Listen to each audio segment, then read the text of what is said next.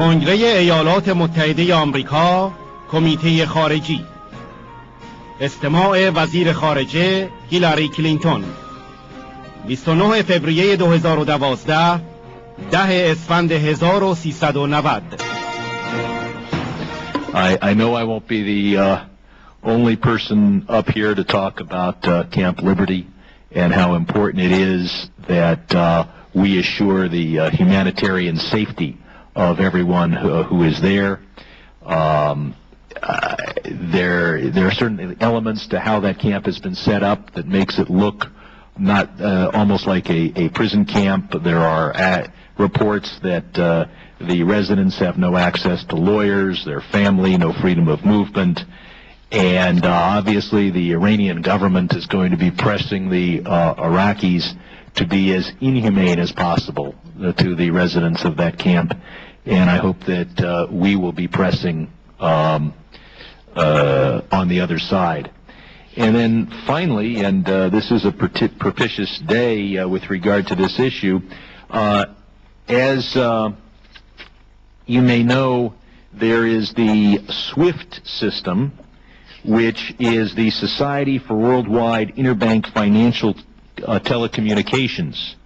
There's an effort to exclude all Iranian banks from that system, and would want to hear from elements of the government that do focus on national security whether it is in our interest not just to exclude some Iranian banks, but all Iranian banks from the SWIFT system, thus further isolating Iran, the financial system.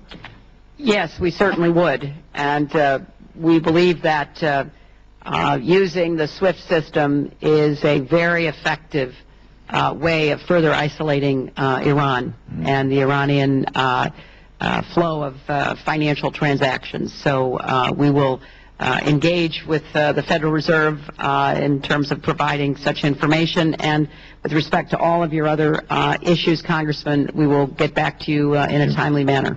Thank you. Thank you, Mr. Sherman. Thank you, Madam Secretary. About one other group whose lives are in danger. There are 3,000 Iranian exiles who have been residing in Iraq, who you are fully aware of. Because they were enemies and are enemies of the Iranian mullah dictatorship, these exile members, who are members of the MEK, are in great danger.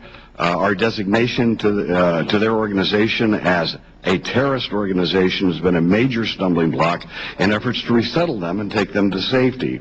Are we going to wait until there's some kind of another slaughter of these people? They already were slaughtered down, they're unarmed, before we act to try to get them resettled? Something as easy as trying to take that designation off of the terrorist organization would help dramatically, and we can do that unilaterally.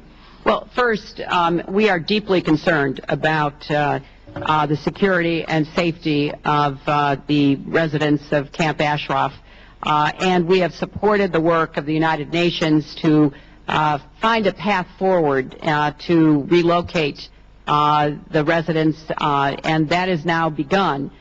We fully support the MOU signed in December between the United Nations and the government of Iraq.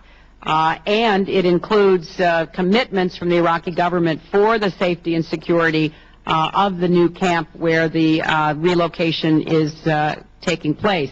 As you know, there were 397 residents relocated on February 18th. There were complications, but it was peaceful. There was no violence. The safety so far has been protected, and we are watching that very closely. We continue to work on our review of the MEK's designation as a foreign terrorist organization in accordance with the D.C. Circuit's decision and applicable law. So no government has raised the FTO issue with the Department of State as a bar to receiving individuals. And we're going to continue to work to ensure the safety and security, and we think that we have a good plan. And I would say, Congressman, that given the ongoing efforts to relocate the residents, MEK cooperation in the successful and peaceful closure of Camp Ashraf, the MEK's main paramilitary base, will be a key factor in any decision regarding the MEK's FTO status. Thank you very much, Madam Secretary. Thank you, Mr. Rohrabacher. Judge Poe is recognized. Thank you, Madam Speaker. I ask unanimous consent to submit those for the record.